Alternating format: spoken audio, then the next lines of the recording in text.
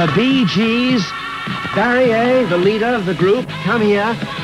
Barry, Gibb, and your young brothers. Now, come on, who are you? Which is which? You're twins, eh? I'm Robin. Robin? Morris. And Morris. Now, you all sing together, eh?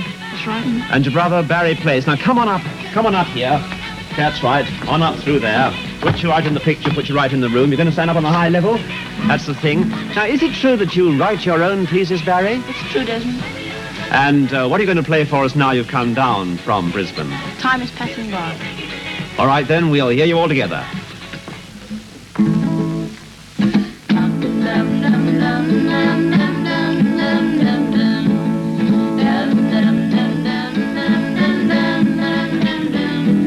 In the early 60s, television discovered the very young Bee Gees. Soon after, they made their first national appearance on Bandstand.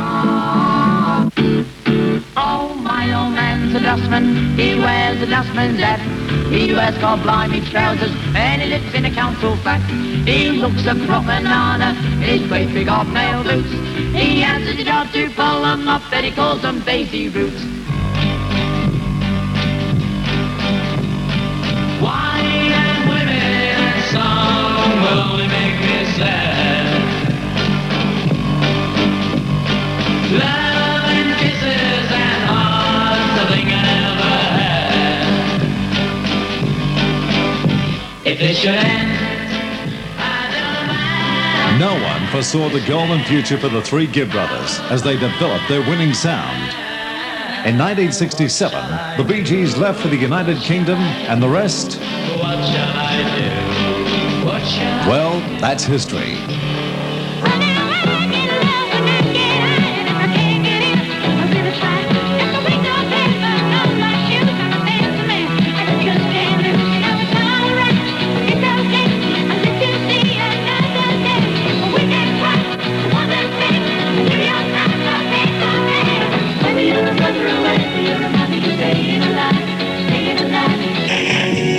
Back in the 60s, Olivia Newton-John was another newcomer, soon to be catapulted into international stardom. When nobody dared to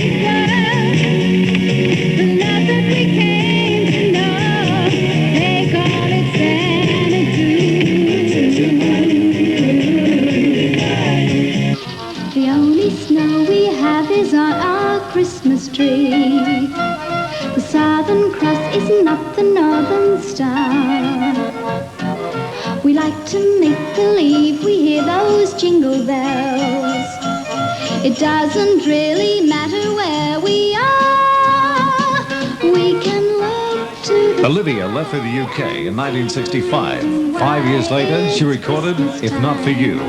And then the world knew Olivia had truly arrived with Banks of the Ohio. And only say that you'll be mine in all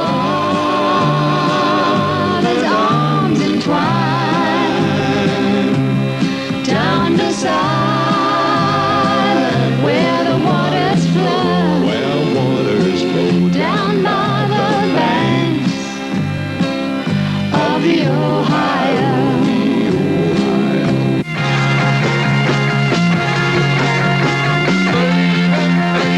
The 1967 lineup of a band with a great reputation, The Strangers. The group had 7 hits in the 60s, including this one in 1968, Happy Without You.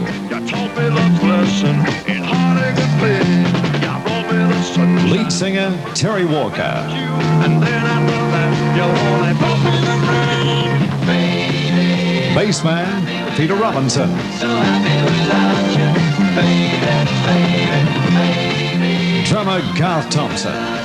So happy without you, 'cause I'm ready. And a young silent type with an incredible voice and guitar, John Farrar, the man who was to arrange, write and produce Olivia Newton-John the future platinum records. If you only knew that I made it alone and I'm happy without you, take all on my own. Baby, I'm happy without you, so happy without you, baby. One-time bank talent Merv Benton racked up 11 hits, sending the girls wild with his new dance craze, Shimmy Shimmy. Fella looked at me and said that sure is great. Shimmy, shimmy, wow, you can do the shimmy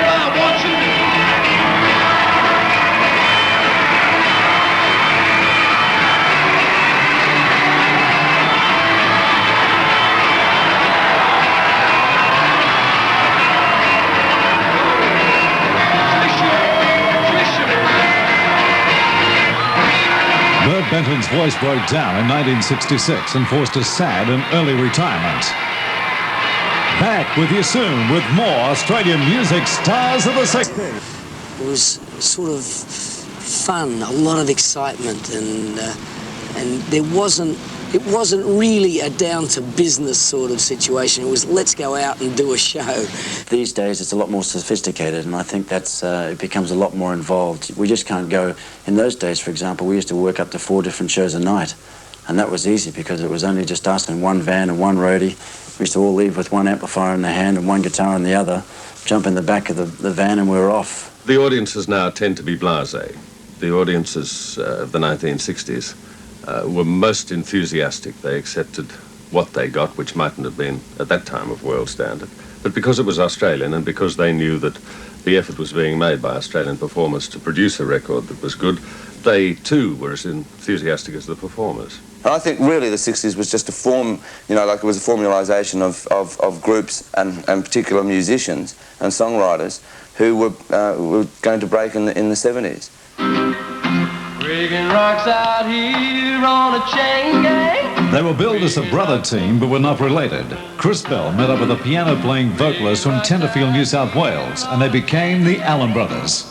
And Peter Allen took his first step on the ladder to international stardom. Right there while I hit it. Well, I reckon that ought to get it working, all working. But I still got so terribly far to go.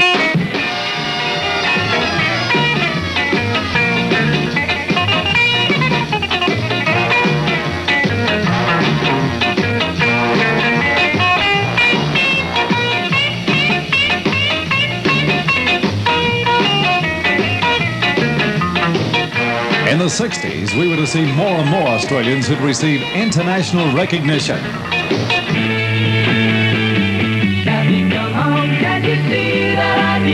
From the Adelaide music sensation The Twilights came composer Terry Britton and Little River Band's Glenn Shorrock.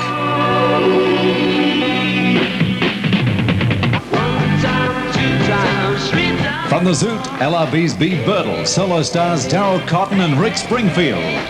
Well, every hustler's knocking on my door. Hey, hey, hey, hey, hey, hey.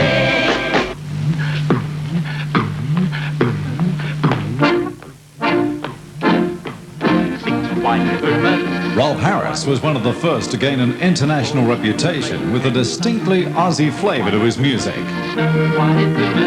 On his Australian run. I'm Jake the Peg, diddly-diddly-diddly, with his extra leg, diddly-diddly-diddly. Wherever I go through rain and snow, the people always let me know.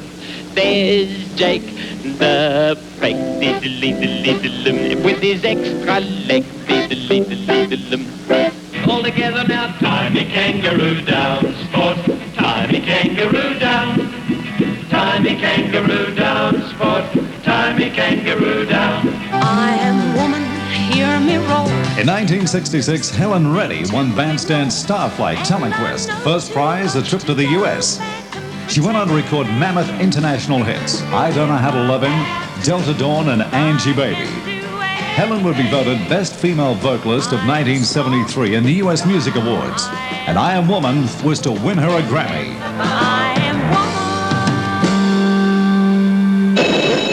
In 1968, Lionel Rose became the world bantamweight champion. He was named Australian of the Year and awarded the MBE.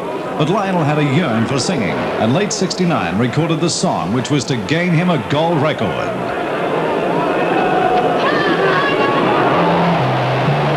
Thank you for your smile and the love that's in your eyes. And thank you for a heart that's big and true. Thank you for the many things you are, my love. Let me thank you for just being you.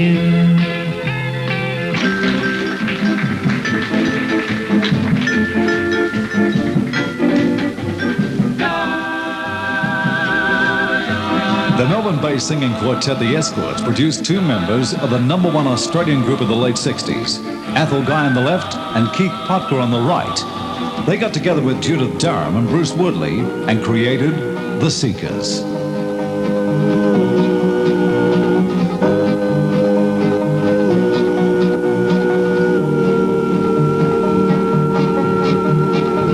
This train and bound for glory, this train. This train and bound for glory, this train. This train and bound for glory, don't carry none but the rights and the holy. This train and bound for glory, this train. It was a ship, not a train, which would take the Seekers to glory. They performed on the Fair Sky for passage money to England. Arriving in the UK, they recorded the song, which made #1 in Australia and England and #4 in America. It was easy sailing to another 9 hits before the close of the decade. There's a new world somewhere they call the Promised Land, and I'll be there someday if you will hold my hand. I still need you there beside me, no matter what I do, for I know I'll never find another you. The sky was the limit for the Seekers. In 1967, the title song from the film Georgia Girl sold over 3 million copies. Still today, one of the biggest selling international singles by an Australian group or artist.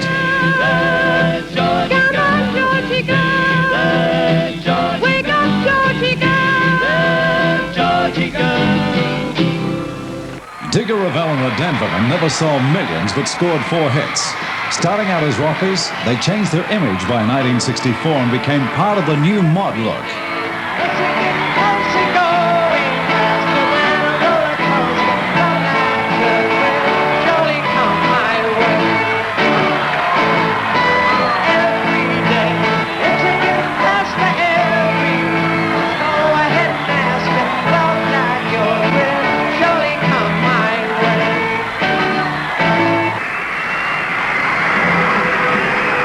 Lee gained the title Queen of the Mods and set new national fashion and hairstyle trends.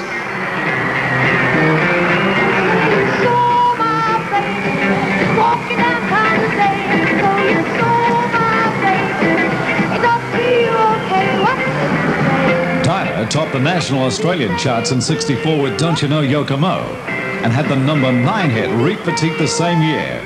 The only girl singer to achieve this record in the 60s. What fraud did you say?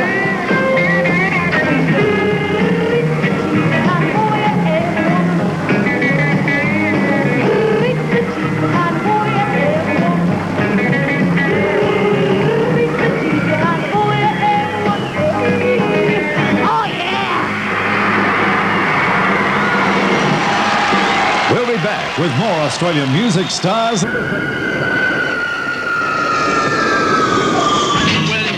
The heavyweights of rock toured, leaving behind their influence on our music and musicians. The Rolling Stones had a clearly different image, one of hostility and aggression. Mick Jagger's rough and sensual style epitomized the disdain and aloofness which the entire group projected from the moment they stepped off the plane. Just out of the blue, before anybody got off the plane, here they are, Mick Jagger walking out first. They're all out of the plane now. It's the whole Brian Jones, Keith Richards, Bill Wyman, Charlie Watts, straight out of the plane. People was before anybody. It's the first time this has ever happened. Actually, generally all the passengers get out. They just walked out and they've gone around the back. A gear I can't even get to. One guy's wearing a purple coat. I can see that. The Stones' hit Satisfaction summed up the feeling of the youth of the day.